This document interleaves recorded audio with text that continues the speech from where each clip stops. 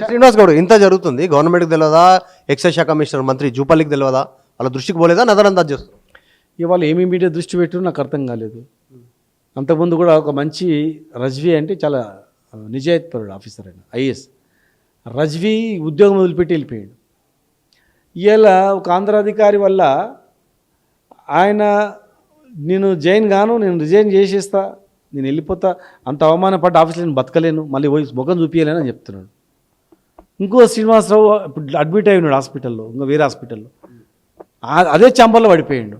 అంటే ఒక ఆఫీసర్ ఛాంబర్లో ఒకడు కుప్పగులిపోయి ఆయనకు 2 స్టంట్లు పడ్డ తర్వాత, ఇంకొకరు లివెట్ వెళ్ళిపోయిన తర్వాత, ఇంకొకరు మళ్ళీ అగైన్ అదే ఛాంబర్లో పడిపోతే పక్కల కేర్ హాస్పిటల్ జాయిన్ అయిన తర్వాత ముఖ్యమంత్రి అసలు ఏం జరుగుతుందని చూసుకోరా? కనీసం ముఖ్యమంత్రి బిజీ ఉంటాడు, వదిలిపెడదాం, కనీసం సంబంధిత శాఖ మంత్రి అయినా అసలు ఏం జరుగుతుందని చూసుకోరా, పట్టించుకోరా?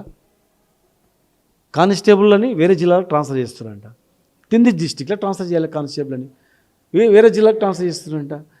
ఓ రాజిరెడ్డి అనేటువంటి యువకుడు పిల్లోడు మంచి పని చేస్తాడు, కుత్బులాపూర్లో పని చేస్తే యాదరెడ్డి తీసుకుపోయి మెదక్లు వేసిందంట.